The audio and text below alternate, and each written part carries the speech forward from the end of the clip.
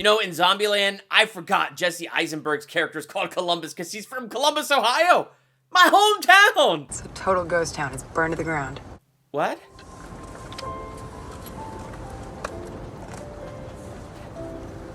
Near Columbus. It doesn't survive the zombie apocalypse? I'm sorry.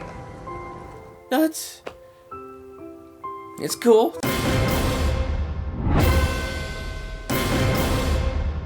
Welcome to Durbania. I'm Durbin, and this is my theological analysis for 2009's Zombieland. Can't believe it's already been a decade since this movie, and now this week we have Zombieland Double Tap coming out, so perfect time to go back a decade and take a look at this movie. What did you think of Zombieland? Are you excited for Double Tap? Let's talk in the comments. Have a shot, Bill Murray. I think you might pull through. No.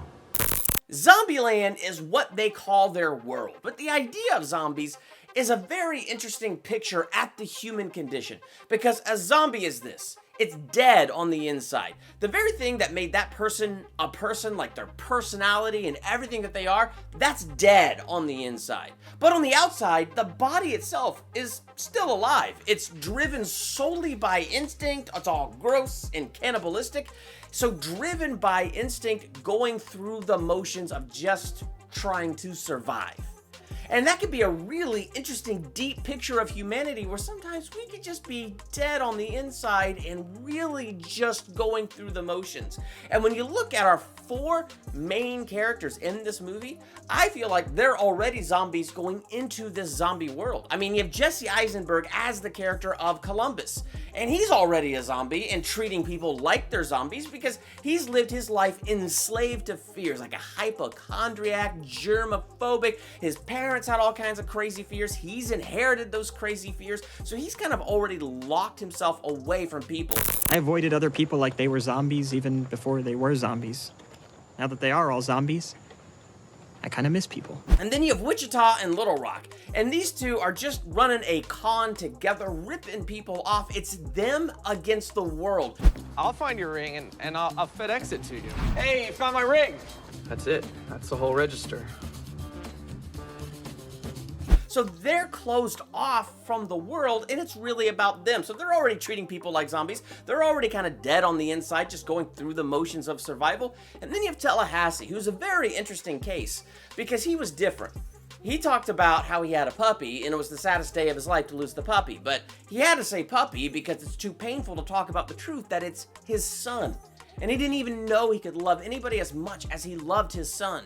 Zombieland claims his son, and now he's in pain. And because of that pain that he's in, it makes him afraid to be in another relationship of any kind, because that vulnerability and opening up to that love and then being hurt by that love being ripped away, it's a scary thought. And so he's closed off. So in a sense, they're already all treating people like zombies before they were zombies. So really, they're not really living life. They don't really got life on the inside. They're just kind of in an instinct survival mode going through the motions.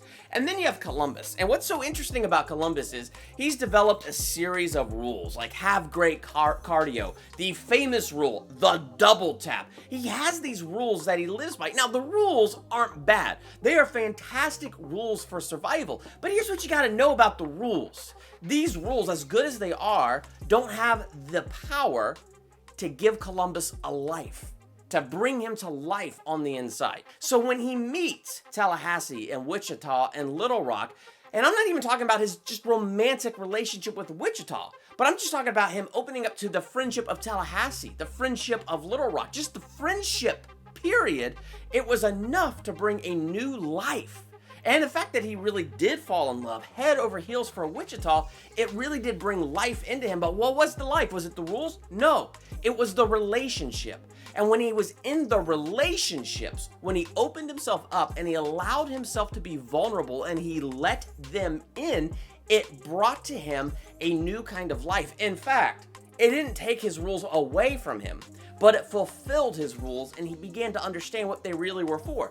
For instance, one of his rules was don't be a hero. But when Wichita was in trouble because he was in love with her, greater love has no one than this but to lay their life down for their friends. So in this case, he can amend that and be a hero because it's about being selfless and it's about saving her. He put himself out there because he loved her and he was vulnerable. And yes, it kind of sucks that when we get close to people, whether it's deep friendships or truly in love, it's like we make ourselves vulnerable, and that could be something scary.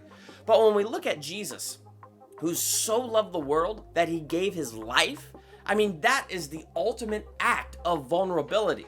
That here we were, caught up in our religion, caught up in our systems of living, dead on the inside, but going through the motions of survival. Jesus said, I have come that you might have life and have it more abundantly. It's when we allow him to come in and not have an empty religion, but actually have a relationship, a friendship with him. It's that brings the new life. It's so easy, especially sometimes in the Christian world, to get so caught up in our religions, to go to church on Sunday and punch that card and think, okay, I've done my spiritual thing for the week, or we just kind of do a little devotional in the morning, boom, done my devotional thing for the day, and we just go through the motions like a zombie. But the truth is, it's not about going through the motions, it is about that relationship. That relationship is what brings new life, that brings abundant life on the inside so that we can truly live life.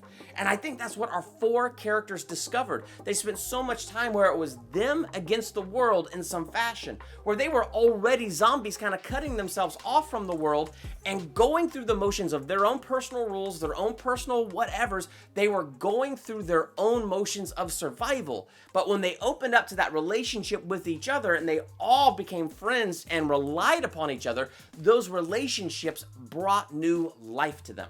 So what did you think of Zombieland?